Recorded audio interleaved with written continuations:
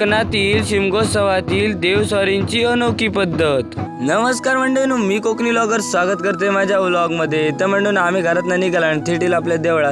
तर काल म्हटल्याप्रमाणे आपली देवस्वारी असतात ते आपल्या जातल्या गावओळीच्या ठिकाणी। तर या ठिकाणी जाऊसाठी देव आपले बाहेर पडलेले आणि आपल्या कोकणातल्या पद्धतीप्रमाणे आपण देव बाहेर पडल्यानंतर आमचा गाराणा वगैरे होता आणि त्या ठिकाणी गाराणा वगैरे झाल्यानंतर आपले देव असतात ते आपल्या देवळाच्या भोवती एक फेरी मारतात आणि त्याच्यानंतर मग देव आपले बाहेर पडतात। तर कोकण म्हटलं का अनेक चालीरीतीने परंपरा असतात, तर तशाच आपल्या प्रत्येक गावाची चालीरीतीने परंपरा वेगवेगळी। तशा आमच्या गावाची परंपरा असतात, तर या ठिकाणी शिमगोत्सवाच्या ना पहिल्या दिवशी होळी वगैरे घालून झाल्यानंतर दुसऱ्या दिवशी आमचे देव बाहेर पडतात आणि त्या गावओळीच्या ठिकाणी जातात।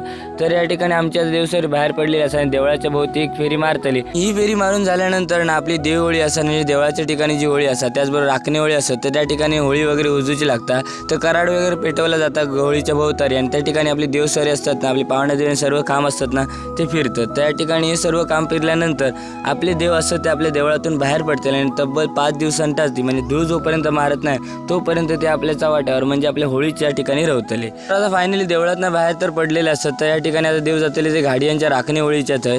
तर आपले हे पूर्ण असताना देवळाच्या खालच्या साईडला त्यांची राखणी होळी असतात। तर हे संपूर्ण शिमग्याचा अनुभव असताना तो खरंच एक वेगळा अनुभव असतो आणि आनंद आहे कोकणी माणसासाठी। याच कारण असं त्याच्यामुळे ना चाकरमान्याक मुंबईत ना थार होत नाही होळीच्या दिवसात। तर आता या ठिकाणी आपल्या गाडीवाडीच्या ठिकाणावर म्हणजे राखणी होळी त्या ठिकाणी देव पोचलेले असतात। तर या ठिकाणी राखणी होळी तशाच प्रकारे देवळात जशा प्रकारे उजवली गेली तशा प्रकारे उजवली जातली आणि त्यानंतर ही आपली देवस्वारी म्हणजे डाळस्वारी असताना ती थेट जातली आपल्या चव्हाट्यावर आणि ज्या ठिकाणी आपली गावओळी आहे त्या ठिकाणी।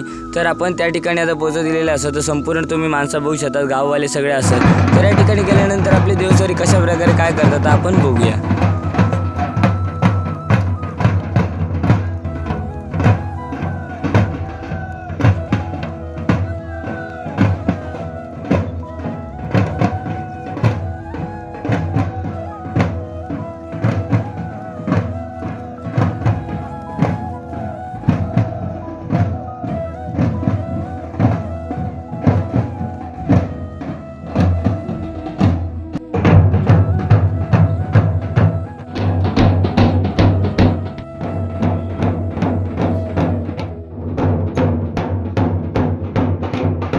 तुम्ही सुंदर अशी देवस्वारींची भेट तर होळीची बघलास। त्याच्यानंतर सर्व माणसं त्याची होळीची भेट वगैरे घेतात, त्याच्यानंतर आलिंगन वगैरे देतात आणि पाया वगैरे पडतात। तर आपण सुद्धा आशीर्वाद घेतला आणि सगळे वाईट शक्ती ते निघून जाते, चांगली शक्ती प्राप्त होते असं म्हटलं आणि त्याच्यानंतर देवींचा आशीर्वाद घेतला। तर होळदेवाचा आशीर्वाद घेऊन झाल्यानंतर आपण खामकाठीकडे गेलो होतो। या ठिकाणी तब्बल 5 दिवस वस्ती असतील, त्या खामकाठी सगळे ठेवलेले होते। तर या ठिकाणी होळदेवाक ना कौल वगैरे सुद्धा लावले जातात। तर ताच काम चालू होता, 12-5 मार्गाने सगळेच जण बसलेले। तर कोकणातल्या शिमगोत्सवाच्या देवस्वारींच्या पद्धती कशी वाटलं कमेंट करून नक्की सांगा। ब्लॉग आवडला असेल तर लाईक शेअर आणि फॉलो करू विसरा नको।